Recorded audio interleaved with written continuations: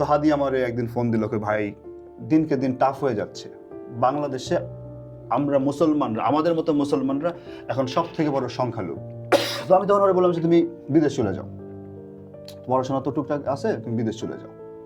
ও আর কি বলছে যে হ্যাঁ পলিটিক্যাল, কিন্তু ওর এরকম যে ও এরকম একাডেমিক ওইটা জীবনে মুখ ফুটে কখনো আমারে বলে নাই।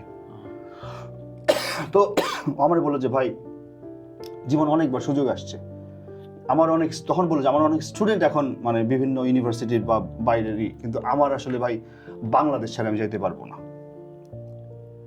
তারপর জুলাইতে যখন 24 জুলাই শুরু হইলো, তো আমি ওই যে একটা গান করছিলাম, ওই গানটা মোটামুটি মানে 20 তারিখের দিকে, 20 জুলাইয়ের দিকে আমি একটা গান করেছিলাম যে সব মনে রাখা হবে এক নামে একটা গান, মানে অনেকটা পুঁথি স্টাইলে একটা গান ছিল যে ওরে চেয়েছিলাম আমরা শুধু বাঁচার অধিকার, অধিকার চাইতে গিয়ে হলাম রাজাকার, ওরে স্বৈরাচারী, ওরে স্বৈরাচারী, তো এভাবে যে হ্যাঁ পুঁথি স্টাইলে, ওরে স্বৈরাচারী রাক্ষসিনী তুই বাংলার কসাই, তোর কারণে জান হারালো মোদের কত ভাই, আমরা রাখবো মনে, আমরা রাখবো মনে, লাল কালিতে লিখবো ইতিহাস, বাংলাদেশের মাটি থেকে করব তোর বিনাশ, ও তোর খবর আছে। হাসিনার জন্য এই গানটা আমি লিখলাম। তো ওই গানটা রিলিজ হইলো অনেক জায়গায়, তখন ভাইরাল হইলো। দেখি সকালবেলা ঘুম থেকে উঠা, মানে ওইটা 20 জুলাই এর আগে যে হাদি আমার ফোন দিছে যে ভাই আপনি ফাইনালি ব্যাক করছেন, আপনার সাথে আমার কথা আছে। তো ও আমারে একদম বিস্তারিত জুলাইতে কি হইতেছে না হইতেছে, হ্যাঁ 20 জুলাই এরকম, তো কি হইতেছে না হইতেছে, ও রামপুরাতে কিভাবে মানে প্রত্যেক দিন আন্দোলন করতেছে, ওর সামনে স্নাইপার শট খায়া ক্লাস 8-এর একটা বাচ্চা মরে গেছে, বগছ রাস্তায় পড়ে আছে, ও জানাজা পড়ছে রাস্তার মধ্যে, এগুলা বলতেছে। তো তখন আমি হাদিরে বললাম যে তুমি আমার জন্য একটা র্যাপ গান লিখো। তো হাদি কয় ভাই আমি তো জীবনে র্যাপ গান লিখি নাই। তো আমি ওরা বললাম যে পারলে তুমিই পারবা, আমি লিখতে গেলে এটা সেকেন্ড হ্যান্ড হবে, হ্যাঁ তুমি লিখো। তো ও পরের দিন আমার ফোন করে অনেকটা মানে নার্ভাসনেসে বলতেছে ভাই আমার তো কিছু হচ্ছে না ভাই, আমি তো কিছু পারতেছি না।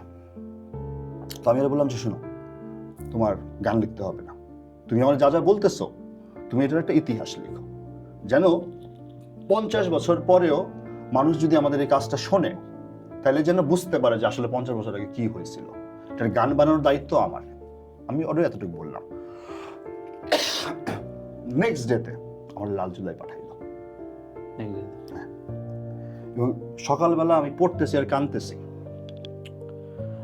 আমার বউ পাশের মানে ডাইনিং রুমের নাস্তা খাইতেছে, ব্রেকফাস্ট করতেছে, আমি ওর যা বললাম দেখো এই গানটা একটু শুনো, একবার শুনাইলাম।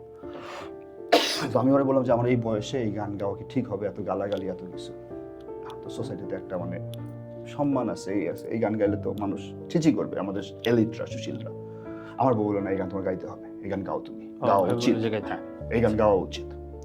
তো আমি হাদিরে ফোন দিলাম, যে আমি ওরা কইছিলাম যে তুমি তো রাবণ মিয়া, তুমি তো রাবণ,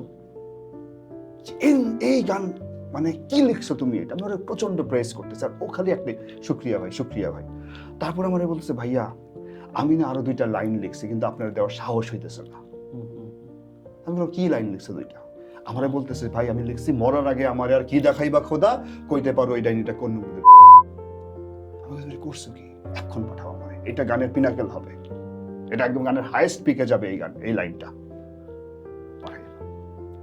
তো পরবর্তীতে তো যখন হাসিনা পালাই গেল ওই গানটা একটু ইরেলেভেন্ট হয়ে গেল, কারণ 5 তারিখে আমি গানটা রেকর্ড করে কি করছিলাম